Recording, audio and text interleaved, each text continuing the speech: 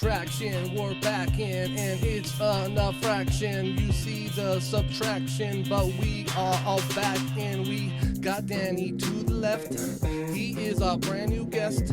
He does these open mics and all these jokes that everyone likes. They give him claps and shares. We need a new chair, but he is doing real good, and he is in our neighborhood all year. So that was what. It's free flowing right there. Yeah, it's. I thought it was going to actually be pre-recorded. I didn't realize you were going to be actually doing the rap. That was something else. I don't. It's like one day I just did it, and then 60 episodes into it, You're just whatever. You're just a different beginning every time. Yeah. Okay. You know, it was pretty fun. I had another kind of co-host with me, and then he would just kind of bust some things, and we'd go back and forth. And sometimes, like, man, we gotta get a mixtape going on. Oh, you know? It sounded very white. It So. did exactly. That's what I was gonna say. As long as they didn't put the video on it, it'd be even better. You know, but with the auto tune. But that's what I got. You know. Well, thanks for coming. I really appreciate Yeah, well, you appreciate being it. here. This place is nice, bro. Yeah, it is. I Thanks. appreciate it. I really like what I did with the lights. Yeah. I like this whole corner over Purple. here. And the severed alien head. Yeah, I put that in front because in case someone breaks in, somebody was coming in, and I was trying to figure out, like, do they just have open door policy and they come in and check my place out? I was freaking out. Like, so I went and talked to him, like, man, someone's coming in like every Thursday. They're like, yeah, the cleaning lady. I'm like, oh, okay. I'm sorry. I'll put the mask away. I used to be the cleaning lady once upon a long time ago. Oh, hell yeah. Yeah. That's a good job. Yeah, I ran my own janitorial company forever Oh, before I started doing comedy, yeah. By any chance, did you clean the radio stations? No, I Oh. did not. No. It was mostly Social Security offices and agricultural offices. There's money in all that. Oh, yeah. Yeah. Yeah, that's why I did it. Yeah, I wasn't 100%. like cherry striping my janitorial service. No. Yeah.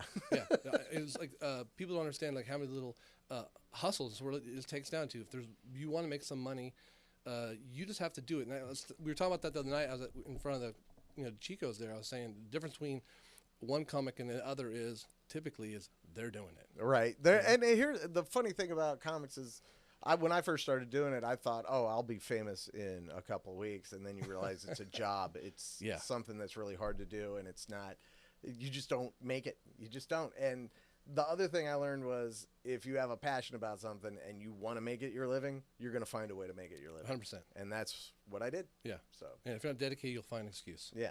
You know? Yeah. I did for like 5 years after I started my comedy career. It was like, oh, you know what? I'll be done with my job next year. I'll be done with my job next year. And I kept making excuses why I couldn't quit my job. Yeah. And then my job quit me. Mm-hmm. And I was like, I'm going to see how long I can do comedy before I find another job. And that's been 11 years. Yeah. So I've been supporting myself off of dick jokes for 11 years, Hell which yeah. is nice. When opportunity knocks, you just got to open that door. Yeah, or you know? And if nobody answers, sometimes you got to knock it down and just take what you want. Yeah, and you got to knock twice and see if they ask who's there. Yeah. Yeah. How's that going over there? Everything was good. That's our producer, Phoenix, by the way. He just, after every show, he rises from the ashes and starts another podcast. It's great. We love you, Phoenix. That's exactly where he got his name from there. Was it? Yeah, because, Fresno, they say it's like Ashtown, I did not know they called it that. I guess the Native Americans, they say because there used to be ash trees, so they call it an ash town. So, Phoenix is someone rise from the ashes, and maybe he'll move. I tell you, it's an ass town. Yeah. I know that. Yeah, There's for lot of nice ass out there. Yeah, people don't understand how many female and good-looking females there are. I wasn't talking about everywhere. the females. I was talking about the male. Oh, no. hell yeah. It's Linebackers, great. Yeah. linemen. It's great can't wait because till the college football comedians starts. come down here from L.A. and San Francisco. And when they get here, they're like, how did you get so many beautiful women to live here? And I was like, cheap rent, man. Yeah. That's what you need to do. Yeah, they try to make it to the top and then just funnel down to the valley. So all the really hot women in L.A. are working around all the other hot people, so they never get to see them. They don't come to the comedy clubs. And they're all models or actresses or waitresses or whatever. Here, they're just everything. Yeah, I say the medium fish in a small pond. Yeah. We're all in this fucking small pond. The medium fish thinks we're big dogs, So that's what we have here. Yeah, it's kind of nice. It's kind of nice, and that's how I get the comics that I get. We do a show on Wednesday, and they're traveling back and forth from San Francisco to L.A., and they'll just pop in and do a show. Yeah, which we'll make sure we talk about it early in this podcast, so no one makes it past 5 minutes. You do the open mics, which is just the tips. Well, actually, Just the Tips is the only one that I do now that is open mic. I used to run 3 open mics a week in town, and then after the pandemic, I decided to redo my comedy producing because I'm heart of heart. I'm a comic. I get booked throughout the country. That's what I like to do. I like to go out and have people just pay me to come out and do a comedy set somewhere in like Hawthorne, Nevada, or up in Washington, that kind of stuff, and leave, and then I don't have to set up the mics. I don't have to do that, but I do a feature show every Wednesday at the Chico's. What it is, it's a regular comedy show up front with a headlining nationally touring comedian, and then after that, we put on the open mic because I really want there to be an audience. That a lot of the open mics are just comics performing for comics and a couple of their friends. Yeah, and that's what, especially in L.A., San Francisco, that kind of thing. That's what seems to always happen. And a little bit around here, There's too. too much to do there. Yeah, but what the comics like about my mic is they come in to see the headliner, and then they stay to see the either good or shitty comedians afterwards. For sure. And that gives those comics an ability to see what a real audience will react. Because your friends will laugh at your stuff, and it might not be something an audience. Or comics laugh at other comics' stuff when it gets real dark. Yeah. But audiences don't always buy into that. They try to stay off the edge, right in the middle there. Yeah. And so it's a learning process for those kids because they get to see what they need to work on. 100%. If they decide to work on it. Yeah, no. Some do, some don't. Yeah, when I go up there, I some reason I just fucking block everybody out, and then I stop doing any crowd work. I'm all, any married people here? And no one waves their hand, and then I kind of like oblivious to the fact. I'm like, dude, I gotta wake the fuck up. No. That's probably the best thing you could do. One thing I teach new comedians is do not wait for an answer. If you're gonna ask a question, it's a question you don't ever need an answer to. Just if they don't give you the answer you want, go, oh, that guy said, and then because you'll sit there and blow 15 seconds, 15, 20 seconds of a 3 or 4 minute set, which is like 20% of your set on doing crowd work instead of getting up there. And I notice the comics that do really well on our open mics are the ones that are well scripted. They know their 3 to 5 minutes. They get up there, bang it out, and then get off. If there's one thing I could tell an open mic comedian to stop saying at the very beginning of their set is, how you guys doing? Because by the time that comic's got up, the audience has been asked how they are doing about 12 times. Yeah. Because every comic, hey, how you guys doing? Yeah, we're not here for that. Just get into your stuff. Yeah, I don't even like saying my name because it feels like I'm at an AA meeting. Right. At that time, it's like number 10. Hey, I'm Reuben. Yeah, it should be the host's job to bring you up with your name. Yeah. But I always think, don't say your name at the beginning, but as you're leaving the stage, that's when... Definitely. Because they don't care who you are at the beginning of your set, for the most part, unless you're Dave Chappelle or Jim Jeffries. But they'll remember, if you made them laugh throughout your set, who you are at the end of your set. So you don't have to say who you are at the beginning, unless it's playing into a joke. Yeah. But afterwards, make sure they know who you are. Exactly. Unless you had a shitty set. Then just make up a name and get off. Name someone else's name, get out of there. Yeah. Instagram, say you got an OnlyFans, get them out there. Yeah. Yeah. I'm thinking of doing an OnlyFans. Yeah. For just totally naked all Feet, the time. oh, hey, that's naked stand-up. That might work. It's like Bert Kreischer Extreme. Is he doing that? Well, he's half naked. Oh, okay.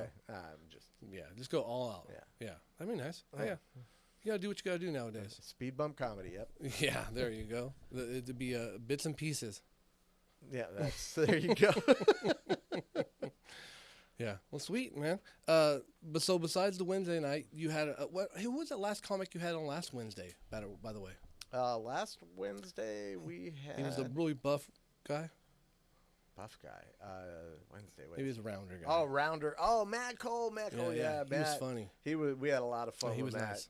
Matt and me go way back. Most of these comics that you'll see coming through used to spend the night at my house because, like, we would do 3 nights in a row. Yeah. And 3 different. We'd do 2 at the Chico's, 1 at what was it called, Grog's. Yeah. So they would stay for 3 nights. So I just put them up in my apartment. So all these guys have become really, really good friends of mine. and they know they have a couch to crash on when they come out here. Sure. Keep the price down on them. But Matt decided to get a hotel room across the street because he was wanting to get real drunk. Yeah. And he did. Yeah, good thing they gave him that big old loaf of bread then.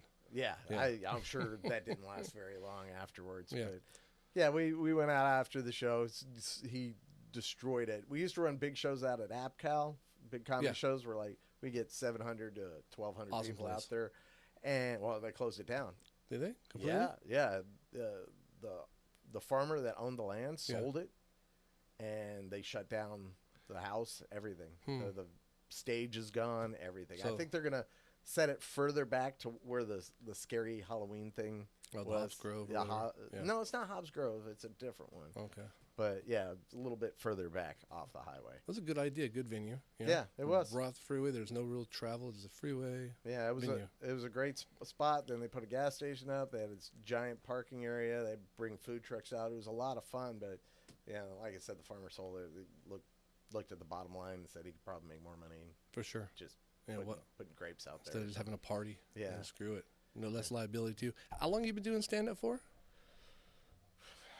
If I had to, I don't know, like 15, 16 years. You started for a long time ago. When I was 39, so I'm 53 now. So whatever the math is there. You say you were in a music band at Las Vegas? No, I was in a music band with two house musicians from Las Vegas. They were the house band in Vegas, so they played with all the big names because the big names would come in and they didn't have, a guitarist and a drummer, and they knew all the songs, so they would just also playing covers and stuff. Yeah, they used to have a cover band. We were in a cover band. We did all originals, and they were really bad, so we stopped being a. Well, actually, they were twin brothers. One of the brothers was not so nice to his wife. I don't want to get too far into it, but he got into drugs and he wasn't being very nice to his wife. So I was like, I don't want to be around this. Yeah. So I got out of doing music, which I wasn't very good at it anyway. And I'm tone deaf, so I don't know. What part did you play? I was the lead singer and I was a lyricist. Yeah. So I like to write, so they picked me up. And it was, at the time it was fine, but now I think both my eardrums are busted from being at too many concerts throughout my life, and I am tone deaf as all get out. So stand-up is probably the best thing I do into a mic. Yeah, I can barely sing. I say I can't sing at all. People say, you can kind of sing. Well, I think it means I can't sing at all. If I don't have my guitar, I totally can't sing. And if I have one sip of alcohol, it's fucking done too. Yeah, that's with comedy. I don't drink before I go up on stage. Yeah. I will start drinking while I'm on stage, but since the pandemic, I've cut way back on my drinking as well. So I try not to drink at shows whatsoever that I'm running. Now, if somebody hires me to do a show afterwards, I got a hotel room or whatever in the city. I don't mind having a few drinks after that. But I switched my entire thought process from pre-pandemic to post-pandemic. Yeah. So that's good. It's a whole new ball game for me. Well, yeah. See, life before and now is the same to me. I'm like, no, shopping cart. Me and my wife would go to the grocery store. We're only getting one thing. I'm like, no, this is a fucking buffer. I got the shopping cart and I'm always cleaning it. Like, what are you cleaning it for? I just don't know these people, you know? And forgetting me, the adults, the little kids are just fucking wiping their nose and shit, you know? Well, it's funny that a lot of people are against a lot of the stuff that came out of COVID that is just stuff we should be doing anyway. 100%. Like washing your hands, wiping stuff down after somebody else uses it. We're wiping the handrails now. Yeah. Now? Yeah. Now? What the fuck? And I mean, you look at any influenza kills a lot of people. This one killed probably double or triple the amount of regular influenza does. But it's just stuff we should be doing to keep from getting the regular flu anyway. For sure. So yeah, I agree 100%. I thought it was funny, like I always talk about pre-pandemic, it was really big for MMA guys to go to like Big Bear up in the mountains to get little oxygen deprivation, and then when they come down to fight, or they would wear those masks. Remember with the vents on them? They're like, yeah, I'm getting strong. You know, a year and a half later, the thin one is killing them. You know, like, I don't know. I'm gonna die if I wear this fucking thing. Yeah. Whether you want to get wear your mask or don't wear your mask, I'm not gonna have a fight with you. But exactly. It's the people that fought with like the guys at Trader Joe's because that's just what the corporation said they had to do, and it's like you're fighting with a guy who's a cashier who makes less money than you do a year. Yeah. You know what? Just don't go if you're gonna have a problem with it, but don't. That's their system. Don't Just shit go. on the smallest rung. He already has to deal with a lot of stuff. Fuck yeah, from he's gonna get people. fired for your fucking mask. Yeah. So, send your emails to the upper guys. Go ahead. They'll throw them out. Yeah. But why beat up on the little guy? That's what happens. Back in the day, like my parents' time, you write a letter to your senator, right? And they would respond. That's what you're supposed to do. You call them up and shit, But, nowadays, fucking people want instant fucking, I'm taking care of this right now. Yeah, that's why I got off social media, Oh, except to advertise Yeah. for my shows and whatnot. That was probably the biggest change in my life that the pandemic brought her out, because I lost so many people to the COVID-19 virus responses on Facebook that I unfriended them. I just looked at both sides, and I get on Facebook. I post what I need to post. I don't put anything personal up. I don't argue with anybody online. If somebody posts something on my threads that I don't like, I just delete it off of it. Yeah. And I move on. Yeah. If they keep doing it to an extreme, I block them. It's just super easy. I don't Yeah. know most of these people anyway. Yeah. Yeah. So getting off of social media, it was like I was carrying around, and I was one of the worst ones at it, fighting with people on Facebook. But I felt like I was carrying an elephant around, and then when I got off social media, it was like, oh, this thing's heavy, and I took it off. Yeah. And now I feel great. Yeah. So I let those crazy trolls fight it out among themselves, and I don't have to do anything. Yeah, I've predominantly been off Facebook for almost like 3 years. I'll get on like every 6 months, or maybe like first I got on like after a year and a half. I was like, let me see what's up. And I got on there, and it took me about a day and a half to say, fuck all these people, they're stupid. And then I was like, I got off again, and then I'd see if I can get on again. I realized I was banned. And then I'm like, 6 months later, I'm like, let me see if I can get on again. And then I'm like, I get on again. And I'm like, I can only last like a couple hours now, because I always realize that what am I doing? Like, people, I'm never making change. No. Just never like, so what am I having an argument for, just to get out some, I don't have any angst. Yeah. So I was doing it because I thought I was funny, and I thought I could maybe get people to look at shit, but I realized people ain't looking at shit. And then also, they're not even laughing at I'm getting them good, but now I'm just getting fuck yous. Yeah. You know what I mean? Not like, oh, you're funny. And I'll say, hey, I'm just joking. I'm sorry, man. I don't give a fuck. I'll always end it with, I don't mean to be mean. I'm just trying to be funny. But go check this out. And that's what was happening with me. I was coming up with great points, and then I would go and tell my fiance, oh, look what I said back. And it was more of a, hey, look what I was doing. Yeah. Look what I was look at doing. me. And I'm like, Thoughts and prayers. I'd rather people look at me on stage. Yeah. So I post about the shows that are coming up and who I'm bringing out, and that's it. I get on Instagram once a day. I get on Facebook once a day, and like I say, I use Facebook. I don't let Facebook use me. Yeah. Because they will. They will 100%. change your mental process. They have algorithms that know exactly how to fire you what up. to buy. Yeah. Well, oh, I say I don't mind that. Where to go on vacation. I don't care about that either. Yeah. Look. Thank you.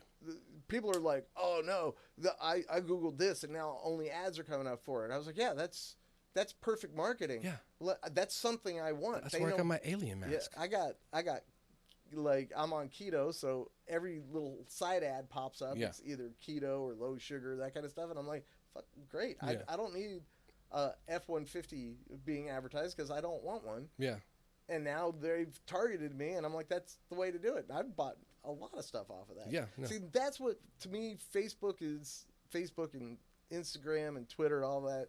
It's all targeted ads for me. Yeah. Or for whoever's out there. I think it's great. Yeah. It's like Minority Report when he's walking through and he's talking to himself about buying all the products. I'm like, yeah, sell me what I want. That's what I want. Yeah. So I think it's great when it comes to stuff like that as the new form of radio. Like, it's the new form of radio, but it targets you with exactly what you want. Advertising. And that's yeah. brilliant. Yeah. But it also targets you with hatred. Yeah, especially if you trigger the hatred. Right. And like, oh, you like that? Yeah, and if a heated post gets like some attention by Facebook, oh, that's where they're going to send their ads to everybody. So they want to do stuff to fire you up. Yeah. And if they know one person will fire you up, of course they're going to make sure you see their posts, because they want to make sure that you get something going. Everybody jumps on, and then they can sell, an electric scooter. If you made a positive, like you showed you saving a baby, somebody will make a post like, that was amazing. but then that's all they're posting. Yeah. There's no second response. But if you went in there and you punched a baby, you got fucking 5-day fucking comments, you know? Yep. So, yeah, 100%. And I used to live for that, but it did nothing for anybody. Yeah. So I was just like, I got off of Facebook for 8-9 months and didn't respond to anything. Every now and then I'd use Messenger to talk to my family or whatnot, and that was it. Yeah, it's funny. Every time I get on, it's the same guy. I'm a union electrician, one of my union brothers. He's a great guy. Matter of fact, when I first met this guy, he has 2 daughters. I'm like, oh, 2 daughters, cool. He's like, yeah. Like one, she's a fighter pilot, and the other one's a travel surgeon. I'm like, cool. Like nonchalantly, like, what the fuck, dude? You got the best daughters in the world, dude. Yeah. A fucking surgeon and a fighter pilot. You know, he's like, oh, yeah, they're pretty good. Like, oh my god. But every time I get on Facebook, he's the first meme. Whatever he posts comes up there, and it's such like. You know, I'm like, oh, this has got to be from Russia. You're like, this is bullshit. And then it gets me on there. I get rid of it. Don't get on there again. But Instagram, I've separated myself. So I do music. So I have a music one, I have a me one, and then I have a Line of Truth, and then a Legends podcast. I keep it all separate completely. And then if I'll put something political on my own personal something, I'll put a post. But then I'll only let it last like 5 days, and then I'll delete it. Yeah. But no one gives a fuck anyways. Yeah. A lot of people want to fawn over the pictures you put on there, but really I'm already blocked on everybody's shit. Yeah, you know, I'm blocked on a lot of stuff. Yeah. As well. A lot of the comics around here probably have me blocked. So it's Hey, yeah. it is what it is. It is what it is. There's a big competitive scene in the Fresno Clovis area on comedy shows. And a long time ago, I was just like, I'm not buying into that. Yeah. I'm only going to be in competition with myself. Yeah. So I'm not going to worry about what anybody else is doing. If they want me on their show, they can hire me. But aside from that, I'm not going to sit there and be like picking apart each and every show that's coming up. I think it's great that we have more shows. I just wish the community would get a little closer together. And some of the young like open micers and guys who are actually I brought on the road with me, people like Mike Wooten and Isaiah Washington and kids like that are starting to realize, hey, you know, the more we unify these shows, the more opportunity everybody's going to get. And I think it's great because there's mics on every day, I think, except for like Tuesday and maybe I think Monday, I heard there's not one. But Monday, and then there's not one on. If you go to Tulare or Hanford, there's ones all over every day.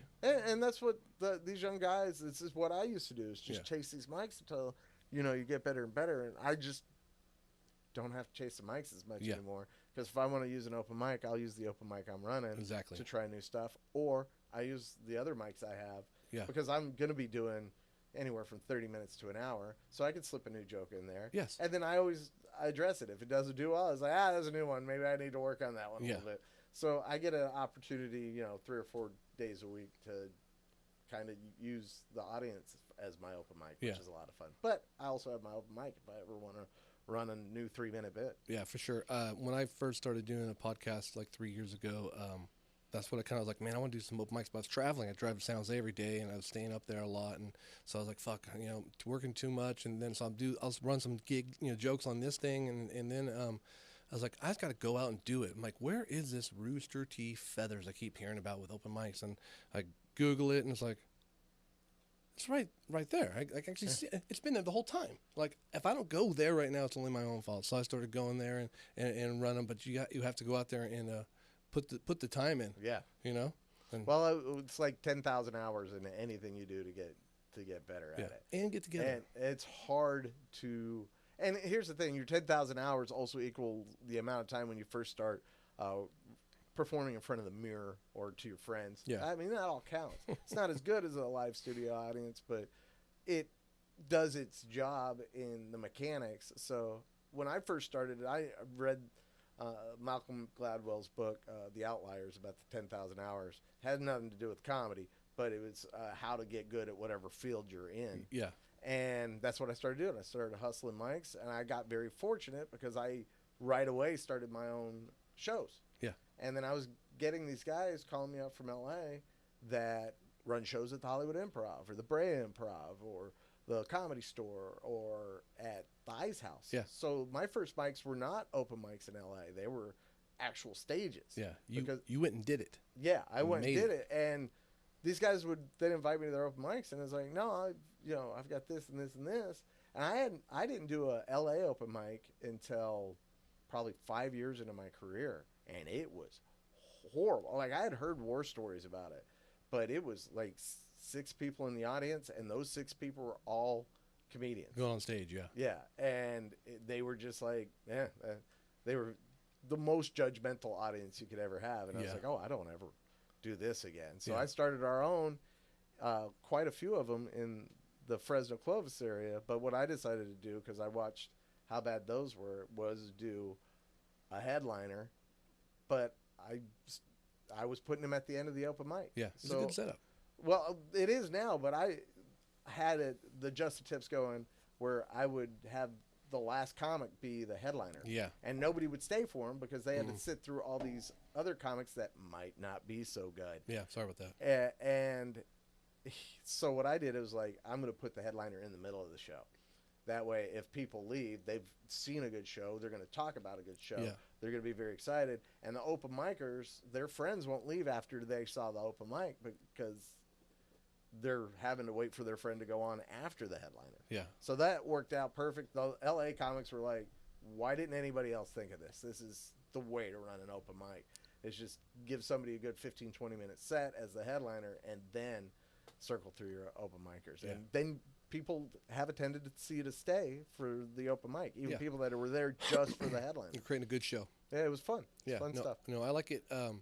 Also, for like me, I investigate and study everything. So every comedian up there, if you see me, I almost don't laugh 'cause I'm studying, I'm looking. So to see those guys who are really going on the road and doing all the work, it's interesting to me to hear how they flow and how long their set is, what they talk about, and topic to topic. So to me, I'm investigating. Yeah. Well, it's good that you listen. The comics I noticed that are, especially on the open mic, that I know aren't gonna grow are the ones that are sitting behind the curtain of the comedy show, because the putting the headliner on before the open mic serves as twofold purpose. One, the young comics get to see somebody who's doing this as their profession, so you can learn from them. So the ones that never get better are the ones that are always behind the curtain, talking and drinking and eating and whatever, but not paying a bit of attention to the headliners that I'm paying to teach them. Yeah. Basically I'm paying them to come out to teach the open micers afterwards. Yeah. And if you don't take advantage of it, that's on you. Yeah. This is why you're not getting better. This is why you're telling the same joke over and over every week and it's just hitting the dirt. Yeah. Because you're not paying attention to the ones that are doing it for a living. Yeah. That's another thing too. Interesting seeing some of the open micers. I've seen a couple guys 3 or 4 times and see what jokes they tell week to week and see if they have a transition and how your joke grows. That's always interesting. And saying, okay, like you said, is this person listening? Yeah. I'm like, okay, you got to change it up a little bit. Yeah, because big thing of stand up is writing, but a bigger thing is rewriting. So if you're brand new, my suggestion is record every set. Yeah. Listen to how it responds with the audience, and then you'll figure out the wording for the joke if it's worthy of keeping. Yeah. And a lot of times it's not. Sometimes you try it 3 or 4 times, and it just throw it out. It's just not going to work. Yeah. But there's some jokes like that I've thrown out, and then because I had it down on paper, years later, I would revisit it and I'd come up with a different tag and it would resurrect a whole joke. Or sometimes it come up as crowd work and it seems like I'm super quick, but it was like, oh no, this is just a joke I threw away 6 years ago. Yeah, it was in the pocket. Yeah. Yeah, I was listening to Big J and he was doing that. And I remember you saying that in front of the place the other day, talking about that. And then I was watching Big J and he asked somebody a question and then he started going in. You could tell it's a skit. It wasn't really crowd work, but the crowd work set up his skit perfectly. It was like, yeah, that was good work, buddy. Yeah, it's fun. The art was there, Yeah, it took me probably 5-6 years before I felt comfortable doing crowd work. And now sometimes I get in a little trap where I get into crowd work and then I try to get back to my material and the crowd's like, we just want you to talk to us now. We're involved now. Which I want them to listen to my material. My material is my babies. Yes. My crowd work is just like the whipped cream on top. It's not the meat of my comedy. Yeah. It's just like something added that makes it more palatable. Yeah. And sometimes I will be hired to do an hour, and I'll go up and I won't tell one joke because I get in this crowd where people love it. Yeah. But you know what the problem with that is? When they go home, they don't remember one joke I told. They don't remember anything about my set. They just know I made fun of Rachel and John and their friend Pedro. But instead of going home and go, oh, you know what joke I really like? Yeah. It was dark, but he, something that touched them. That's the problem with crowd work. They're not going to remember anything of substance when you get home. So you kind of shoot yourself in the foot if you're a crowd work comedian with no material. Yeah. I'm a talker. I like to talk a lot. What's up? How do you want Peyton and Presley to get back inside? Front door. The front door? Okay. Yeah. Cool. Who is this? The other two. Oh, you have two more coming in. Okay. Well, they're gonna be here. They got another room to hang out in. This is a really nice studio. It's just the air conditioner is not working, so there's an open door. Oh yeah. Yeah. So if you guys don't realize this, but I'm very, very wary of my mouth because of the open door. Don't even. Oh yeah.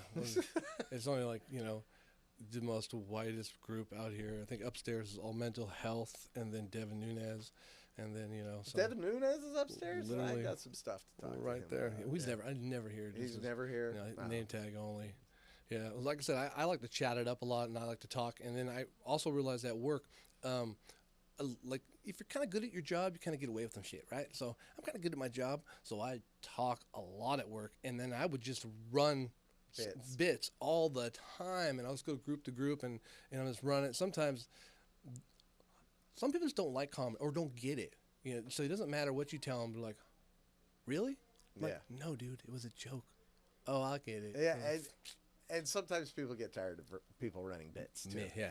It's exhausting. Once you're a young comic, your friends that stick with you and keep coming to your shows, those are your dear friends because most of them are like, you'll get like 20 people at your first show, and then maybe one will come back and watch you again. And then if you keep running bits on them and just regular conversation, you're going to lose them as well. That's why I don't invite anybody or tell anybody. I do like open my guitar, and I don't tell anybody anything I'm doing because this is not when I need you. I'm not ready yet. But when I actually have something important, I'll tell you then because that's when I need you to show up finally, because it might be that time you'd be like, dude, we went to 10 events and they sucked. How's this one going to be better? Yeah. So I don't invite any fucking buddy. Well, I know when I first started doing comedy, people would be like, oh, I remember you back at, and they'll say like Ty Palms or whatever. They'll say, oh, you don't remember me then. That was 8-9 years ago. Yeah. This is completely different. This is a completely different comedian now. Because you just change, you grow, you evolve. That's what you're supposed to do with comedy. If not, I mean, there's a lot. I know a lot of big name comics that are making this money off of the same jokes they told 10 years ago. But I don't want to be that. No. It's just, that would be no fun for me. No. I write music, and same thing. I can't play a song after a month. I'm fucking done with it. I'd hate to have to play that one fucking hit for 10 fucking years, Yeah. That'd be crazy. Unless they keep paying me, I guess. Yeah, unless you're getting then you're all coked out. It really doesn't matter. Coked out, it works well. Yeah, it gets you through the day. Yeah. This is advertising for cocaine. It's whatever microphone we're in. It's delicious for your nose. Yeah, it's crazy. I was thinking the other day, is cocaine changing today? Is there an evolution? Oh yeah, of most of it's crack. And fentanyl. Yeah. Most of it is cut with stuff that you don't want to suck up your nose. But back in the day, as I heard, I used to have Rolling Stone, and the things like that would always happen. Like there'd be like fresh, different stuff, and it would like you hit your nose, and as soon as it hit your nose, you'd be like, I need something from my other nostril. Before it even got to the back of the nose. And then nowadays, it seems like the people that I know, it's not the same. It's crystal meth is what it is. Yeah. A lot of it is just ground up crystal meth and mixed maybe with a little bit of cocaine just to make it okay. You got to find somebody who has it good. And I stopped about a year and a half ago. Well, I stopped at the beginning of the pandemic. Yeah. I haven't had any since. So not that I'm opposed to it. If some found its way up my nose, I wouldn't stop it. If it was vaccinated. Yeah, just as long as it's vaccinated. Yeah, I have to have the vaccinated cocaine. Yeah. My problem is a lot of cocaine's cut with like flour, and I'm gluten intolerant. Oh, not good. Yeah, so I'm one of the few guys you'll see outside of when I'm trying to score some coke outside of like Whole Foods. being like, "Hey man, do you got any cage-free, free-range Cocaine. cocaine, Yeah. organic? It's got to be organic, Yeah. no gluten-free, definitely gluten-free." And it wasn't stepped on by a child, was it? No, Yeah. I don't care. Don't. I want to make sure it's safe labor practices. But yeah, I changed up a lot of my lifestyle from the beginning because I was drinking till I passed out every night on the first couple of months of the pandemic. And I was like, I gotta stop doing this. I just started setting myself a routine every day, getting up at 5, 6 in the morning. Don't turn the television on until 5, 6 at night. There's just all kinds of rules I made for myself, and then I became ridiculously productive. Problem was, it wasn't in comedy. I was learning how to cook. Yeah. I was learning how to work out. I was getting everything done for me to be a better person, getting off all the drugs. Could build skits. Yeah, and I was surprised at the end of the pandemic. I had 20, which I don't remember the last time I wrote 20 minutes in a year. That's a lot of time. Yeah. But I timed it the last time I did a show, and I featured for Kabir Singh. I wanted to see how long I could do. I ended up doing a little over 25 minutes for him, but I did all new material, but there was some crowd work in there. Yeah. So that 5 minutes, I kind of gave it a buffer, and I was like, oh, I've got 20 new minutes that I wrote in the last 8 months, which is working, which is phenomenal. Yeah. That's awesome. Yeah. At the very beginning of it, I was traveling to San Jose every day, or I stayed up there for like 2 or 3 days, I'd come back, and then I got pretty sure COVID at the very, very beginning. I was sick, the sickest I ever got for 30 days. At that point, I'm like, I'm no longer going to stay up there. I started driving back up a day because I figured if I go up there and die, by myself, then no one's going to know for a while, until my, at the end of the Phoenix, what kind of son are you that you wouldn't know your dad was dead after a couple of days? I feel like we need to get you two closer. And I don't know. I text him every day. He texts me. Okay. Yeah, but like I said, I hate to die out of town too, and like how to get my body and my car back. Like I got all these stuff. My tools are here, so like I'm just gonna drive back and forth and die at home. That was my thought, And then they locked us down and they laid off a bunch of us, and I was home for like 6 months. And so I got really productive. I bought chickens. I built a chicken coop. I put out an album. You should have done that backwards. You should have built a chicken coop and then got chickens. Yeah. That's the way I always feel. Well, You should do it. You never know. You build What it. came first, the chicken coop or the chicken? What definitely comes first is those eggs, bro. It was like 12 a day. I had 8 chickens. It was out of control. Like, what are you gonna do with 12? I can't eat that many. And even with the amount of kids I have, it's like out of control. Too many chickens. Oh wow. But that's when I started realizing, I need to produce more shows because I want to talk about MMA or politics, but I don't want to bring it on this show. I would like to combine the two. I would like to do an MMA show with comedians, and they have to fight first, and whoever wins gets to do like 20-minute set afterwards. How about this? It'd be an MMA show, but with politicians commentated by comedians. Do they have to actually fight? They fight. Oh, like Ted Cruz versus Barry Sanders, and they fucking go at it. Yeah, that would not. That wouldn't do well for anybody. It's just, but not punching though. It'd only be grappling. I still think Barry would die so quickly. I don't think Ted Cruz is that physically imposing, but over Barry, yeah, he is. Well, he might not be able to make it because his daughter probably would tell him that he had to go somewhere else. Yeah, had an excuse. Go out of town. You have a show tomorrow? Tomorrow, Jen Felix, my fiance, is headlining the show. We're starting to ramp up for July. We'll start having actually this month we have Kostaki Economopoulos coming out and Nurses Night Out on Fridays, and Kostaki's going to be here Friday and Saturday. Those shows always sell out, so we're looking forward to that. He's off the Bob and Tom show. He's on it. He's one of the weekly regulars on that. And then Nurses Night Out is the essential workers show. But that show sells out every year, too. Why would you want to show where nurses are at? Well, we're doing a show because the headlining comedian is a NICU nurse. Oh, yeah. Yeah, so it's his kind of branding for his show. He does it once a year. Brands the show Nurses Night Out. He goes all over California doing it. And this is his stop here. He's a local guy now. He used to live out of San Jose as well. Did nursing over there. Now he's doing the NICU thing here. Plus, he's learning how to fly helicopters. A helicopter nurse as well. He's got all this stuff going on. But he's also a very funny stand-up. One of my road dogs. He's one of the guys when I went to Hawthorne, I brought him with me, and he goes on the road a lot. with me. He's funny dude. Yeah, and right there, what you're talking about, you said it quite a few times. You've always talked about the bonding and the groups of people you are. That's a key element, and I've been trying to talk to everybody about this community in this town. There's a big opportunity for us. We're the 5th largest population of California. We're right between LA and San Francisco. There could be a huge mecca of a lot of stuff that's our age group. The old age group of this town is fading off, and we're going to bring something new here. Yeah. But we really got to bond together. I've reached out. I mean, I really appreciate you. You know, said you coming on the show means a lot to us. We reach out to a lot of people, and a lot of people are like, "Who the fuck are you?" I'm like, "I'm nobody." But then again, who the fuck are you? You're my neighbor. Yeah. You know what I mean? So Hey. it's not a big deal. I get more no's and yeses. You know what? It's I have nothing else to do. Hey. I don't have a real job, what people consider a real job. I work with the Chicos a little bit with the shows, but that's the closest part I have to getting a job. The rest of it is getting booked on shows out of town. Yeah.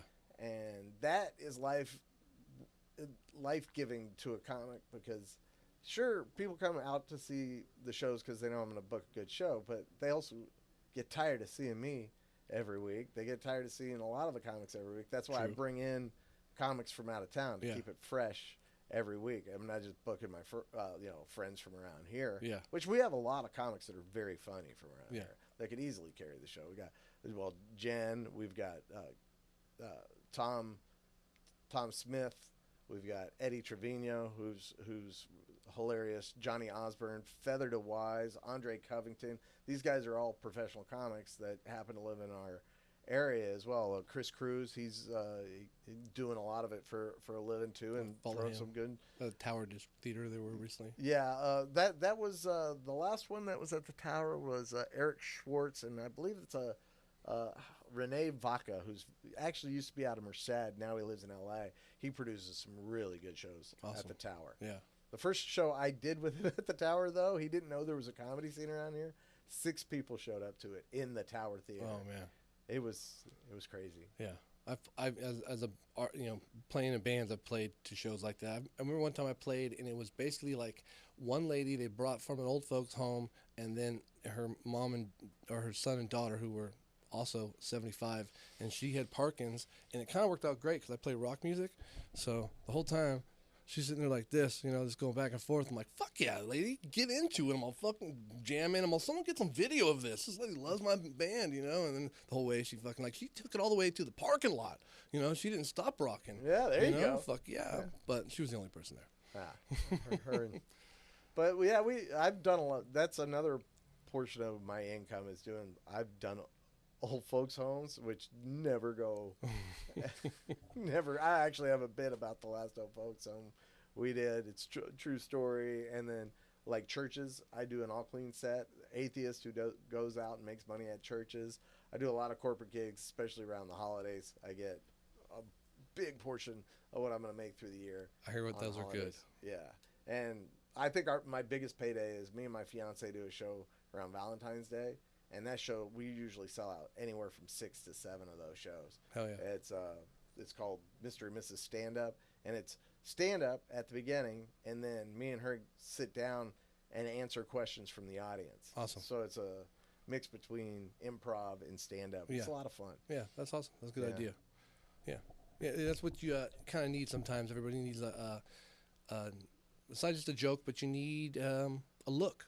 You have a little show you have there. That's a good look. Not a little show. I guess you put 6 or 7 fucking shows together. That's a big show.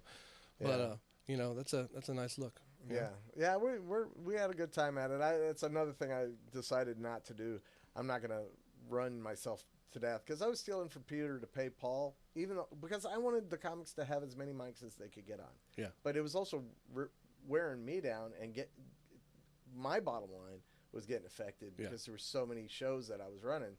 And here's the thing. If you have a Monday and a Tuesday show, somebody's like, oh, well, I'll just go to the Tuesday show. And then when Tuesday comes up, a lot of those people have stuff come up. Yeah. So people were having too many choices. Now I've narrowed it down. If I sell out a Friday show, if it sells out soon enough, then maybe I'll do a Saturday show. But I'm not going to have a Friday and Saturday show and 15 people show up at the Friday show and 12 people show up at the Saturday show instead of having 35, 40 people at one show. Yeah. Yeah. Because people know this is my one shot at it. I agree. So that's what we're doing from here on out. We're gonna run one open mic, just the tips, and one slice of comedy premium show at the end with no open mic. Yeah. And then you say the slice comedies Fridays? Yeah, it'll be Fridays. Some will be Friday and Saturday, depending on the ticket sales. Awesome. Well, I really appreciate you having those shows. Like I said, it gives me a place literally, 100 yards from here. Yeah. I also get to walk there and come back here and, Throw up get another back podcast. Yeah. Well, sure, got to start getting some of the comics down here. That's the idea. So I got to get my face down there so they recognize me so it doesn't seem like I'm fucking some Well, lambs. and I can also talk to him and tell him you're legit. Yeah. That, you want me to help you load this couch in the back of my van? Yeah. Like a That's size how I 12. met him. It was fine. Yeah. Yeah. It works out. Get in the hole, what it is. Well, I greatly appreciate you, Danny. Right. And your open door policy. You're welcome to come back. Jossrick will be here one day, and Who's that? we have another co-host. Oh, Jossrick. is that the empty chair? What's his name? Jossrick. He works. He's Jossick? Jossrick. Jossrick. He's sick. Jossrick. Seek. Jossick. Yeah, he's Seek. So he works at a gas station. Hey, Jossick. I'm so sorry you're not here, man. He does Sinclair, the one with the dinosaur. His family owns a couple of those bad boys. Okay. So Okay. it's awesome. Yeah. So, but he'll make it one day. So far, every time we had a guest, he hasn't been able to make it. So he's like, Well, next time I come on, I want to be on with him. So let's. I feel like I've only got half the experience. For sure. So I want it to be a nice menage a trois between the three of us. It'll be a stereo effect of us. So I'm going to go down and personally invite him. I'm going to go to every gas station with a dinosaur in front of it. Fuck yeah. And ask for Jossick. Yeah. He's the Middle Eastern guy. So when you go in there, he'll be the Middle Eastern guy. Oh, okay. He's Sikh, so at the gas station, he'll be the Middle Eastern guy. That should be easy to find. Not a problem. Yeah. No problem whatsoever. Awesome. Well, once again, just for tips on Wednesdays, all the future shows coming up. Check on Instagram. Eventbrite.com, Clovis Comedy Scene. You can see the list of all the shows that we have up there right now. We have some, like I said, Kostaki's coming out. Brandy Posey, who's her podcast has just blown up. It's gotten picked up, and it's getting like national play. Hell yeah. What's it called? Forgot. Awesome. I just to look up Brandy Posey. I'll look it up. I don't. Sorry guys, I don't listen to podcasts that much. That's okay. My fiance is addicted to him, and she was like, I keep hearing, because she knows Brandy really well. She was like, I keep hearing Brandy's show being advertised on some dog podcast thing. I guess it's one of the big ones. Earwolf. Oh yeah. On Earwolf, and hers just got picked up with advertising and the whole stuff. So heck yeah. And so, just to let you know, comics who I've had on my show get picked up for Big Time Podcast. So you guys are next. Oh, so thank you. You're welcome. Blessed us.